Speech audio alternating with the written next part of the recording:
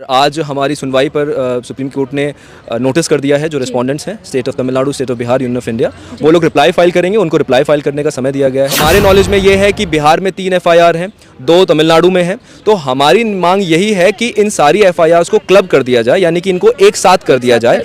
2 राज्यों के बीच का मुद्दा है, तो आप लोग के लिए कितना मुश्किलात आ रहा होगा यहाँ पे? हमारे जो मेजर मुद्दे थे वो हमने माननीय न्यायालय के समक्ष रखे और उसके ऊपर सुनवाई करते हुए उन्होंने उनको रिप्लाई फाइल करने का समय दिया है। जब खुद से जाके उन्होंने आत्मसमर्पण किया था, उसके बाद भी NSA लगना ये क्या सही है? स्पेशली NSA की जहाँ तक बात है तो नहीं लगना चाहिए था। एक जर्नलिस्ट के ऊपर इस तरह के कठोर कानून नहीं लगाए जाने चाहिए थे और कुछ ऐसा मनीष कश्यप ने नहीं किया है कि जिससे उनको इतने कठोर कानून का सामना करना पड़े। अगली तारीख क्या होगी जब दोबारा से सुनवाई होगी? अगली तारीख 21 अप्रैल है। उस दिन क्या उम्मीद जता सकते हैं दर्शक मनीष कश्यप के चाहने वाले?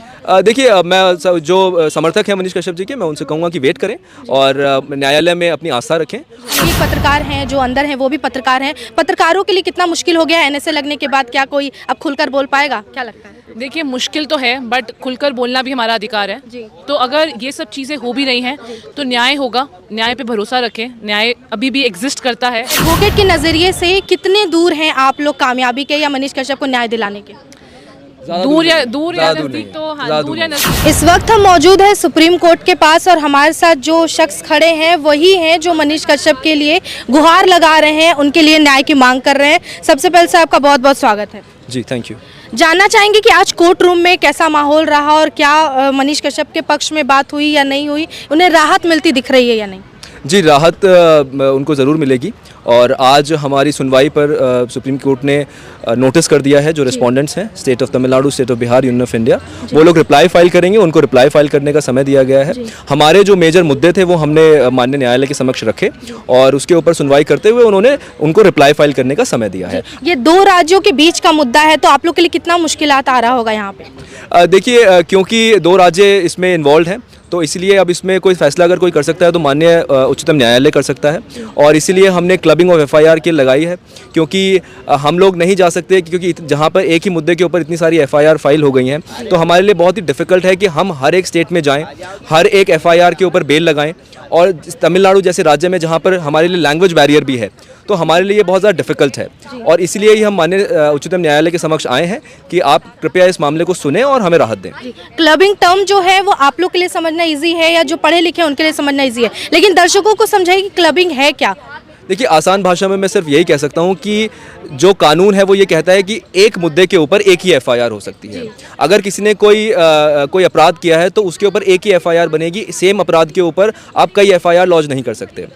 और इस मामले में क्या हुआ है कि सेम मुद्दे के ऊपर अलग अलग जगहों पे FIR हो गई हैं, स्टेट ऑफ तमिलनाडु में भी, स्टेट ऑफ बिहार में भी। हमारे नॉलेज में ये है कि बिहार में 3 FIR हैं, 2 तमिलनाडु में हैं। तो हमारी मांग यही है कि इन सारी FIRs को क्लब कर दिया जाए, यानी कि इनको एक साथ कर दिया जाए, एक साथ कर दिया जाए उस पहली FIR के साथ जो सबसे पहले स्टेट ऑफ बिहार में हुई थी। जी, तो तमिलनाडु में जिस तरह से ये हुआ उसके बाद वहाँ से बातचीत आपकी चल रही होगी, क्योंकि कोऑर्डिनेट करके ही सारा मामला होगा। जी हाँ, मेरी डायरेक्ट तो मनीष जी से बात नहीं होती है क्योंकि वो कस्टडी में है, बट उनके जो रिलेटिव हैं, उनके ब्रदर हैं, उन लोगों के थ्रू मेरी बात होती है और उन्हीं के थ्रू वही लोग इस केस में पैरोकारी कर रहे हैं और उन्हीं के इंस्ट्रक्शंस पे हम लोग यहाँ पे उनकी पैरवी यहाँ पे न्यायालय के समक्ष कर रहे हैं। जी, जब खुद से जाके उन्होंने आत्मसमर्पण किया था उसके बाद भी NSA लगना ये क्या सही है? देखिए, मैं सही और गलत की बहस में अभी नहीं जाऊंगा क्योंकि मामला न्यायालय के समक्ष विचाराधीन है, बट अभी जो भी चीज़ें हुई हैं, स्पेशली NSA की जहां तक बात है तो नहीं लगना चाहिए था। एक जर्नलिस्ट के ऊपर इस तरह के कठोर कानून नहीं लगाए जाने चाहिए थे और कुछ ऐसा मनीष कश्यप ने नहीं किया है कि जिससे उनको इतने कठोर कानून का सामना करना पड़े। NSA को मानते हैं अभी बहुत कठोर कानून है, किसी का भविष्य बर्बाद हो सकता है, तो आने वाले समय में मान लीजिए अगर मनीष कश्यप को राहत भी मिल जाती है तो क्या उसके बाद उनके करियर पे इसका इम्पैक्ट पड़ेगा? देखिए, वो मैं इस चीज़ पे टिप्पणी करना नहीं चाहूँगा, मैं इससे टिप्पणी करने से बचूंगा, बट मैं ये ज़रूर कहूँगा कि इस तरह के कानूनों के दांव पेच में किसी भी व्यक्ति को परेशानी तो होती ही है, जो परेशानी मनीष कश्यप झेल रहे हैं। सो लेट्स वेट और अभी आगे क्या इस केस में और नए मोड़ आते हैं उसी हिसाब से वी विल सी। तो अगली तारीख क्या होगी जब दोबारा से सुनवाई होगी? अगली तारीख 21 अप्रैल है। उस दिन क्या उम्मीद जता सकते हैं दर्शक मनीष कश्यप के चाहने वाले? देखिए, जो समर्थक हैं मनीष कश्यप जी के, मैं उनसे कहूँगा कि वेट करें और न्यायालय में अपनी आस्था रखें।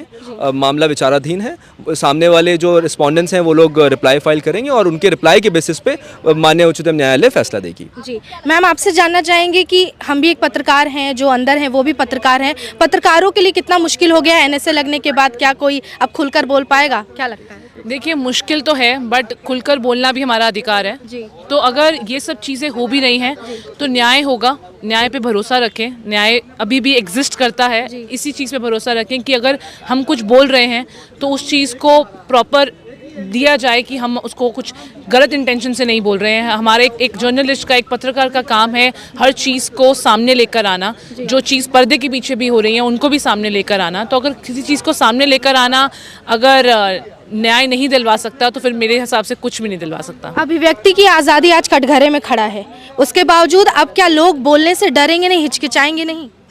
मेरे हिसाब से जैसे चीज़ें हो रही हैं लोग डरते भी हैं, लोग हिचकिचाते भी हैं, पर वही है कि उनको फिर ये भरोसा रखना चाहिए कि अगर वो कुछ न्याय की बात बोलते हैं, जो बात सच है वो आगे बोलते हैं, तो उनको इस बात पर डरना नहीं चाहिए क्योंकि फिर न्याय के लिए न्यायालय हैं।